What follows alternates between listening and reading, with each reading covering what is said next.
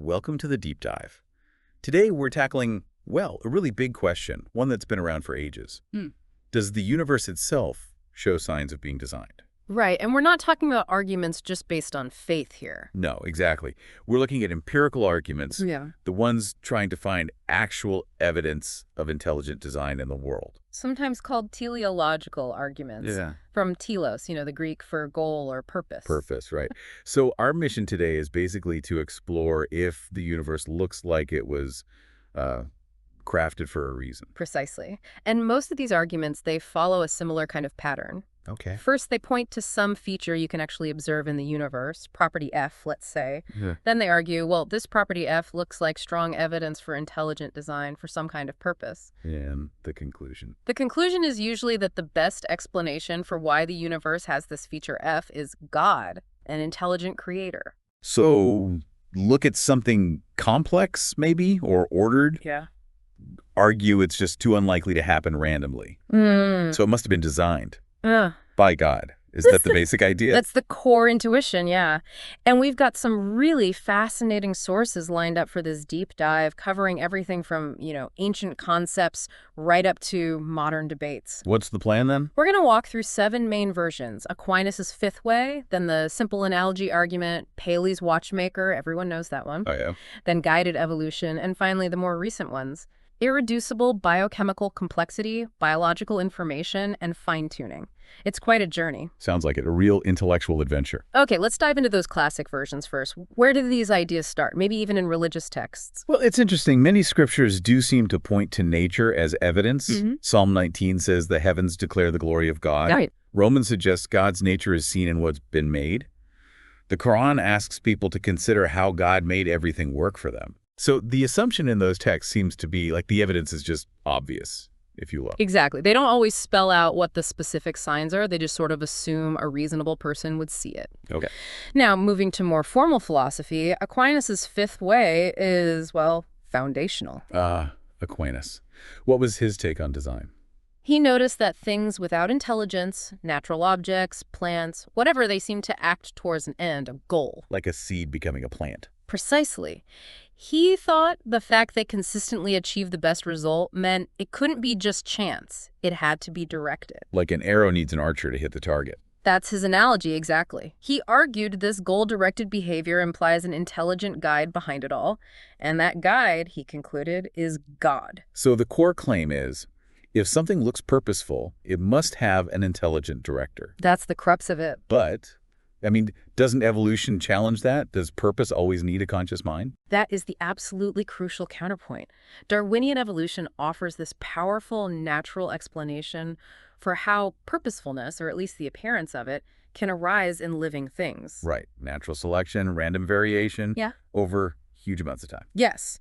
And if that's a plausible way to get complex adaptations, then Aquinas' argument that you logically require an intelligent director is, well, it's weakened significantly. Because if a blind process can look like design, then you can't just say purpose automatically means a designer. It opens up another possibility. It really does. It shows how science can directly interact with and challenge these philosophical arguments. Okay, so moving forward in time, the 17th, 18th centuries, we get the simple analogy argument. This is where people like Ray, Bentley, Durham started using the science of their day. Right. Looking at bird vision, gravity. Exactly. They saw the intricate details science was uncovering, how perfectly an eye seemed made for seeing, how elegant the physical laws were, and they saw that as clear proof of God's handiwork. Durham loved the eye, the digestive system. Bentley saw the laws of physics themselves as designed. So they were really leveraging the latest scientific understanding. They were. The basic analogy is the universe is like a really complex machine. And machines have makers. So the universe must have a maker God. That's exactly how David Hume laid it out in his dialogues concerning natural religion. He described the world as this vast machine, intricate parts working together. Very similar, he noted, to human inventions. Which we know come from human intelligence. Right. So by analogy, the cause of the universe, the author of nature, must also be something like a mind, just much greater. Okay, the world's like a house or a watch. They have builders, watchmakers, so the world needs a world maker. Seems intuitive. But Hume wasn't buying it, was he? Not really, no. He had 2 big objections. First, he attacked the analogy itself. How so? He basically said, look, the universe is just too different from a house or a watch. We can't reliably infer a similar cause. We know how houses are built because we've seen it, we do it. But we've never seen a universe being built. Exactly. We have zero experience with world making, so drawing conclusions about the cosmos based on, human artifacts, Hume thought that was a huge, unjustified leap. He famously asked if the universe really bears such a resemblance to a house that we can infer a similar cause with the same certainty. Yeah, that makes sense. Yeah. The scale and nature are just worlds apart, literally. What was the second point? His second point was, okay, even if we grant the analogy for argument's sake, it still doesn't get you to the traditional idea of God, one single, all-perfect creator. Why not? Hume asked, why couldn't it be multiple creators? Maybe even imperfect ones working together, like a committee building a ship. Right. Like you said before, maybe a committee of gods, some better than others. Exactly. There's nothing in the analogy itself that forces the conclusion of a single perfect designer. It just doesn't deliver those specific attributes. Okay, so Hume really poked holes in that simple analogy. Where did the argument go next? Paley's watchmaker is probably the most famous version. How did he try to improve the analogy? Right. Paley came a bit later and tried to refine the argument, maybe sidestep some of Hume's criticisms. He focused less on a general resemblance and more on a specific feature. Functional complexity. Functional complexity. Okay, what's the famous watch analogy then? How does it illustrate that? Paley says, imagine you're walking and you find a watch on the ground. You wouldn't just think, oh, it's always been here, like you might with a stone. No, you'd assume someone made it. Why? Because you see its parts, the gears, springs, hands, all arranged in a very specific way to do something, to tell time. Right. The arrangement serves a purpose. Exactly. If the parts were different or put together randomly, it wouldn't work. This specific functional arrangement, Paley argues, screams watchmaker.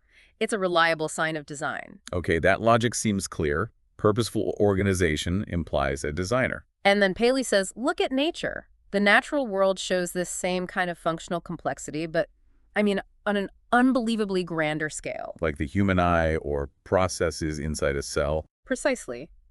These systems look, if anything, even more clearly designed for specific purposes than the watches. He said every sign of design in the watch exists in nature, just greater and more. So nature's complexity makes the case for a designer even stronger than the watch does. But then came Darwin.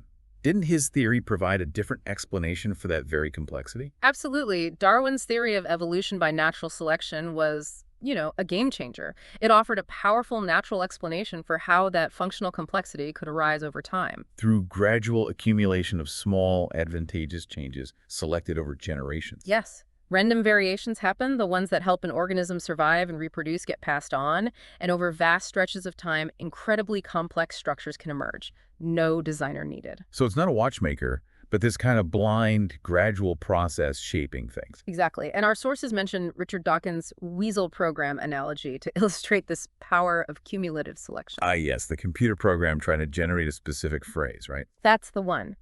He compared trying to get, methinks it is like a weasel, purely by chance, randomly generating letters. Which would take practically forever. The odds are astronomical. Just about zero, effectively. But then he showed a second program that used cumulative selection. It started random, made copies with small random changes like mutations, and then it selected the copy that was closest to the target phrase. And use that as the basis for the next generation. Right. And repeating this process, always selecting the best fit, it reached the target phrase incredibly quickly, in just a few dozen steps. Wow. That really shows how small improvements, when you keep building on them, can achieve something that looks impossible if you just tried to get it in one random shot. It perfectly illustrates the power of cumulative selection versus single-step randomness. And that directly hits Paley's argument. Paley basically assumed that complexity made any explanation besides design just too improbable. But Darwin showed there is another explanation. A plausible, step-by-step, natural process. Exactly. So the sheer improbability Paley relied on isn't nearly as compelling once you understand how evolution works. Okay, so the watchmaker analogy faces some serious challenges from evolution. But the design idea didn't just disappear, right? What about guided evolution? That's right. Some thinkers, acknowledging the evidence for evolution, took a different approach. They suggested that, okay, evolution happens, but it's not entirely unguided. God is somehow directing the process. So they accept natural selection, speciation, all that, Hmm. but believe God is steering the ship, maybe, ensuring certain outcomes. Pretty much. Frederick Robert Tennant argued this way. He looked at the whole interconnectedness of nature, how it seems set up for life, for intelligence, even for morality to emerge. He felt that couldn't reasonably be just blind chance. He thought there had to be a purpose behind the evolutionary process itself. Yes. The focus shifts from God designing individual creatures, like Paley's watch, to God designing the entire evolutionary system to produce certain results. Kind of like setting the rules of the game and maybe giving it a nudge now and then. Okay, that's an interesting way to try and bridge the gap. Let's shift now to the contemporary arguments. You mentioned they often lean more on probability. Yes, that's a common theme. They often try to identify some property P, argue that P happening by chance is incredibly improbable, therefore design is way more likely, and then point out that, look, the universe has property P. So less about direct analogies, more about statistics and likelihood. Exactly. But we need to keep in mind that point our sources stress. Legitimate design inferences in science, like in forensics or archaeology. Right, where we figure out if something was arson or an accident or if an artifact was man-made. Those work because we already have good reason to believe intelligent agents like humans exist and could have caused the event. We know people exist and commit arson or make tools. We can't use the universe's apparent design to prove God exists if the argument assumes God exists to make the design probable in the first place. Precisely. It risks being circular. The argument needs to stand on its own. Okay, so let's look at the argument from irreducible biochemical complexity. Michael Behe is the main proponent here. Right, the mousetrap idea. Systems where if you take away even one part, the whole thing breaks down. It can't function at all. That's the core concept. Behe contrasts this with cumulative complexity, like a city, where removing some parts doesn't cause total failure. He argues certain biochemical systems are irreducibly complex. Like the bacterial flagellum that little outboard motor bacteria use, or the blood clotting cascade. Those are his key examples. He claims these systems need all their parts, correctly assembled right from the start, to work. And the argument is Darwinian evolution can't build such systems gradually, because any intermediate, incomplete version wouldn't work, wouldn't provide any advantage, and so wouldn't be selected for. It has to appear all at once. That's the claim. However, critics point out that evolution doesn't strictly require every intermediate step to be advantageous. A part might be neutral, just hang around. Until other parts evolve, and then suddenly it becomes useful in a new complex system. Exactly. Or a system that did one job could be co-opted or modified to do a new, more complex job once other parts are added. So gradual evolution isn't necessarily ruled out logically. Okay, so the argument shifts maybe to probability. Even if it's possible, it's just incredibly unlikely. That's the probabilistic turn, yes. The odds of these complex, interdependent parts assembling gradually by chance are claimed to be vanishingly small. So design looks like a better bet. But there are problems here, too. First, actually calculating those probabilities is, well, extremely difficult, maybe impossible. We don't know the exact historical pathways. Right. Second, even if we agree a designer might want to create such a system, that doesn't tell us the probability that such a designer exists and did create it. We're back to needing independent justification for the designer. The complexity itself isn't enough. It really does keep circling back to that same issue, doesn't it? You can't infer the designer just from the thing that looks designed without prior reasons. Okay, next up is biological information.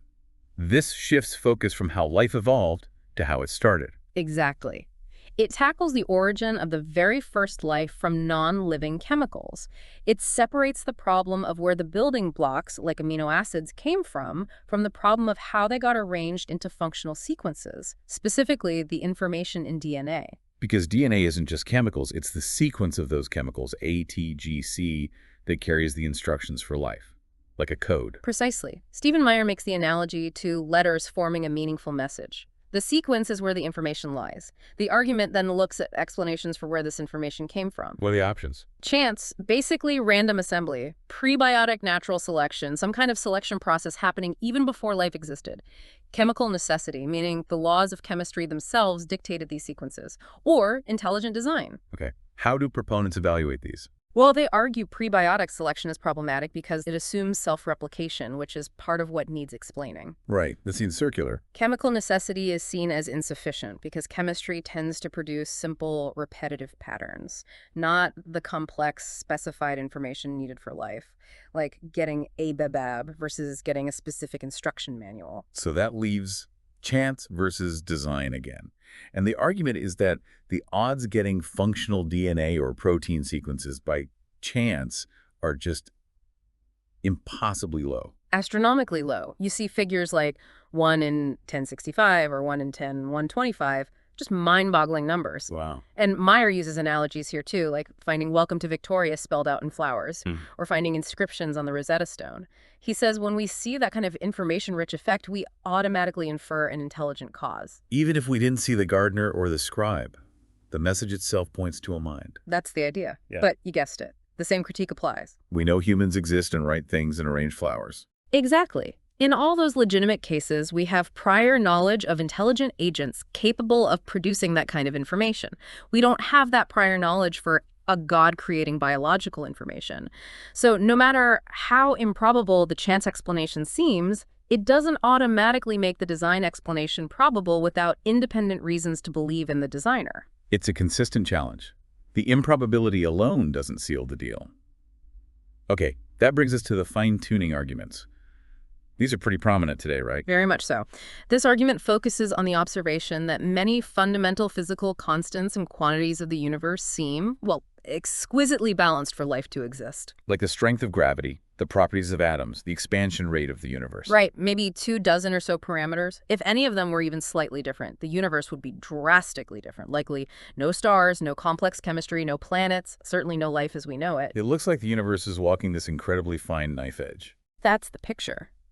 And the immediate reaction for many is, wow, the odds against all these independent values falling into the life permitting range just by chance are minuscule. It looks like it was deliberately tuned. Like finding dials on a control panel all set perfectly. It feels suspicious. It's a powerful intuition, but again, the sources caution us. Mere improbability doesn't automatically equal design. Think about dealing a specific hand of cards in poker. Any specific hand is incredibly improbable. Exactly. Getting a specific improbable hand doesn't by itself mean someone cheated. So the fine-tuning arguments need to do more than just point out the low probability. How do they try? One way is the argument from suspicious improbabilities. Okay, tell me about that one. George Schlesinger uses a lottery analogy. If someone wins one lottery against huge odds, maybe it's just luck. But if the same person wins multiple big lotteries, one after another, You start to get suspicious. Really suspicious. Yeah. Right. Schlesinger argues the fine-tuning of the universe is like winning lots of these property lotteries all at the same time. It's not just one long shot, it's many independent long shots all coming good together. That convergence, he argues, makes design much more likely than chance. That does feel more compelling than just a single improbable event. What are the counter-arguments here? Well, a couple of main ones. First, are we sure no form of life whatsoever could exist if the constants were slightly different? We only know about carbon-based life like us.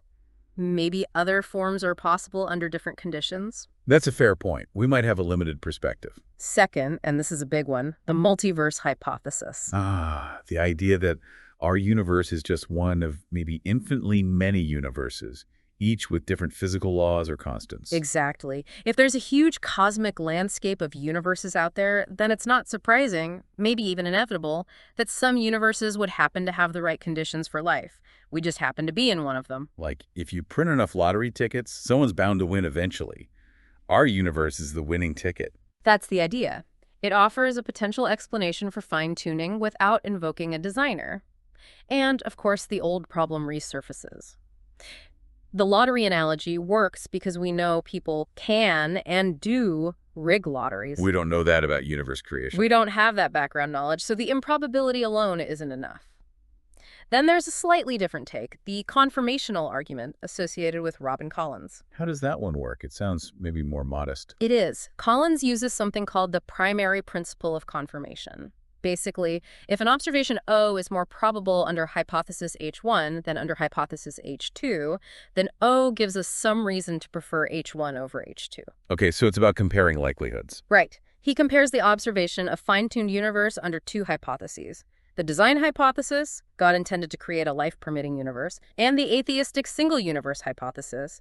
Fine-tuning is just chance in our one and only universe. And presumably fine-tuning is much more likely under the design hypothesis than under the chance hypothesis. That's the argument. If God wants life, a life-permitting universe is highly probable, maybe close to certain.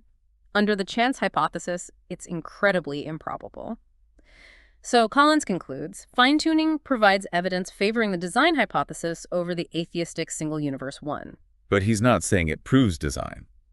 No, crucially, he's not claiming proof or even high probability overall, just that fine-tuning provides some rational support. It shifts the needle a bit, you might say. Okay, that's a more careful claim. Mm-hmm. But is it strong evidence? Our sources mentioned a counterexample. The John Doe wins the lottery. Exactly. Imagine John Doe wins a huge lottery. Hypothesis 1, God wanted him to win. Hypothesis 2, it was random chance. Okay. His winning is certainly more probable under Hypothesis 1. If God wanted it, it would happen, than under Hypothesis 2. Random chance makes it very unlikely. Right. But does John Doe winning give us any strong reason to believe God intervened? Not really.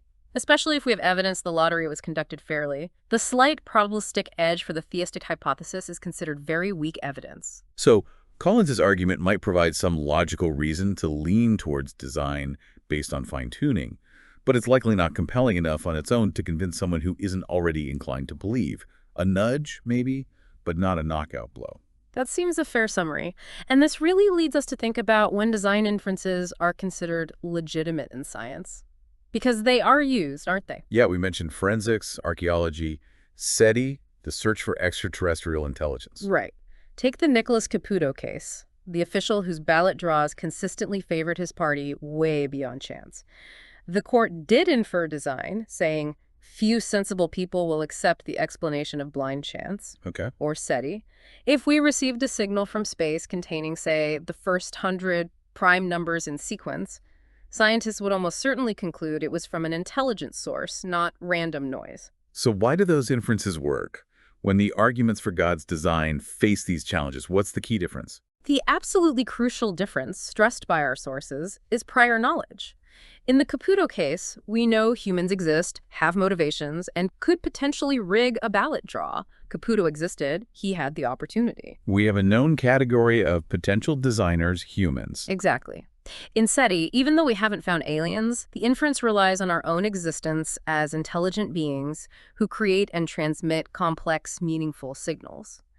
Our existence makes the possibility of other intelligence non-zero, making design a more plausible explanation for a complex signal than just astronomically improbable chance. So in the valid cases, we already have grounds, independent of the specific thing we're looking at, to believe that the type of designer required could exist and could act in that way. Precisely. We have reasons to believe humans exist and can rig draws or send signals. We don't have that same independent prior justification for the existence of a universe-creating God. Using the apparent design of the universe to prove the existence of the designer becomes circular if you don't have those independent grounds. That's the fundamental hurdle. Design inferences are great for telling us which intelligent agent did something, or distinguishing agency from chance.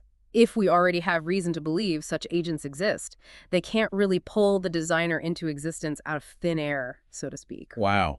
Okay, this has been an incredibly detailed journey through the world of design arguments, from Aquinas and Paley's analogies, through the impact of Darwin, right up to irreducible complexity, biological information, and the fine-tuning arguments today. And we've seen this recurring theme. The universe certainly presents features that look designed, that feel improbable, that intuition is powerful. But moving from that intuition to a firm conclusion about a divine designer runs into significant challenges, logical hurdles, the availability of alternative natural explanations like evolution or the multiverse, and especially this need for independent justification for the designer itself. It's not a simple case of look how complex, improbable this is, therefore God. The reasoning needs to be more robust than that. It seems so. The arguments are fascinating, sophisticated even, but the critiques are also quite powerful. So as we wrap up this deep dive, maybe a final thought for our listeners.